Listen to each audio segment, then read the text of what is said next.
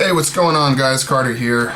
Gonna do a quick review on my Strider SMF DGG, stands for double gunner grips. I did a quick preview video just kind of showing it off, and I'm just going to talk a little bit about my impressions of it. I've been carrying it around for a couple of days. A little larger than what I would consider an EDC, especially for me and my needs. I work in an office. I don't do a lot of intensive cutting. I kind of just need a smaller blade for regular tasks, but this will definitely be a blade that I carry around for special occasions and things like that. First off, I got this, what was it, Friday? Today is Monday, so a few days ago. Bought this second hand from somebody. It's in perfect condition. Said it's pretty much been a safe queen, only cut a few things, definitely shows. First thing I'm going to point out is, if you notice at the pivot screw here, it looks a little funky, right? Yeah, there's a lot of drama behind that happened on Saturday. I'm going to make a separate video on that. It's basically going to be called something along the lines of what not to do with your brand new Strider SMF. But anyways, moving on. We've got a 4-inch stonewash blade. I believe it's S30V. Features G10 gunner grip on this side, titanium gunner grip on this side.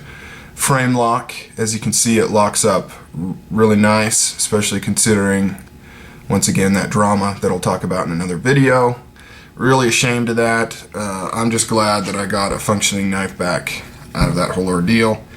My overall impressions of this is really awesome. Just a cool blade. Absolutely love it. I've been playing with it a lot. Locks up super solid. Came pretty sharp, not extremely sharp, but pretty sharp. I'll probably do some cut tests with it, some bottles or something like that.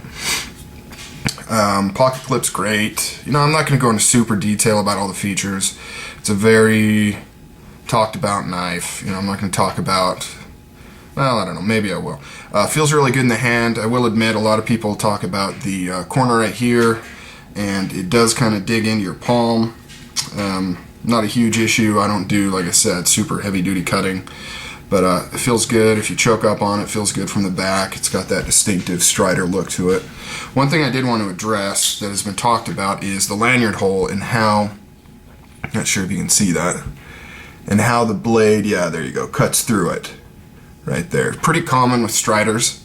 I can see why. I mean, there's really, the only way to rectify that issue would be to change the handle design, possibly make it longer, change this angle so that this screw could be set back farther and you can move that down, or shorten the blade.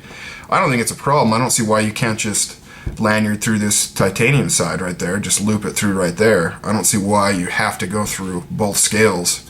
I'm not a big lanyard guy, but I know that's often what people say, is just loop it through one and you're good to go. You can do either side. Obviously the titanium is going to be a little more robust. I don't think you would ever break that G10 though.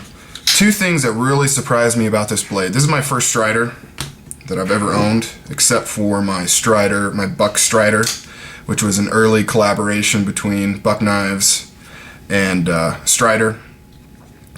Things kind of went sour, I guess. I don't know all the details, but these were kind of lower end knife that were produced and sold in sporting goods stores and things like that. Picked this up like maybe last year, something like that. First real Strider though, Strider right here. First thing is the weight. It's very light for such a big, thick stocked blade like that. Very light due to the titanium. There's no liners. It's just solid G10 on this side, titanium on this side. So that was very surprising. Another thing that kind of surprised me was how easy it is to take apart. It's a very simple design, very strong and robust design. Comes apart real easy, goes back together real easy, super easy to clean. It's one of those designs that is just beautiful in its simplicity and utility. Another thing I wanted to touch on, not cover, is it worth the money? That's a big question, and I'm going to do a separate video on that too. So it's going to be kind of like a triple video type deal. And I may actually piss a few people off on my opinions with that. But, you know, whatever. They're my opinions. You don't have to take them. You can dispute them. That's the point. Discussion, YouTube, make videos. Say what I think. You call me bad names, whatever. So I'll be doing that video here soon. I may do it today. I don't know. But really, just an awesome blade. I got a great price on it. Couldn't pass it up. And there's just something, you know, Strider. It's like owning Air Jordans back when I was in elementary school, junior high. It's just, regardless of how much they cost, it's just, they're cool. You know, everybody wanted the Air Jordans. They didn't need them. It didn't really help them do anything, but it was just cool to have them. And that's kind of how I consider this Strider. It's just a cool knife to say that you have and to own and to use. And yeah, that's it. So yeah, that's my mini review. You know, like I said, I'm not going to go into super detail about ergonomics, this, and that. It is what it is, and it's an awesome blade. I've probably played with this more than I've played with a lot of new blades. So take that for what it's worth. Really cool. Love it. Strider SMF. Later, guys.